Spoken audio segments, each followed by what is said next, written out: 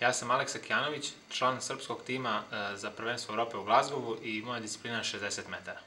Što se tiče cele sezone, protekla onako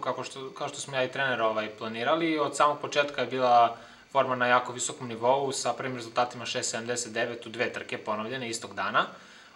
Kasnije je malo taj rezultat izostajao, ali smo tempirali da bude ta norma ispunjena već na državnom prvenstvu koja je 2 nedelje nakon toga je usledilo i tu sam istrčao 6.77 što je bila zvanično i norma za evropsko prvenstvo i jednostavno taj pritisak je nestao u tom momentu i sve je to na kraju, da kažem, proizvelo dobar rezultat na Balkanijadi i dobar plasman 3. mesto sa novim ličnim rezultatom i izjednačenim državnim rekordom 6.75. Svakako da to nije neki moj maksimum i da ove sezone uz kockice koje bi se složile, sad nadam se na evropskom prvenstvu, da će rezultat ići još i bolje. Kvalifikacije su u 10.30 po lokalnom vremenu, što je zapravo po srpskom vremenu 11.30. Jednostavno, tako se i pogodilo da cele sezone sam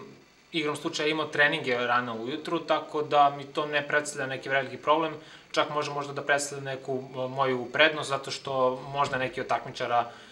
nisu bili spremni na to ili jednostavno im ne odgovara, pa možda ja tu mogu tražiti, recimo,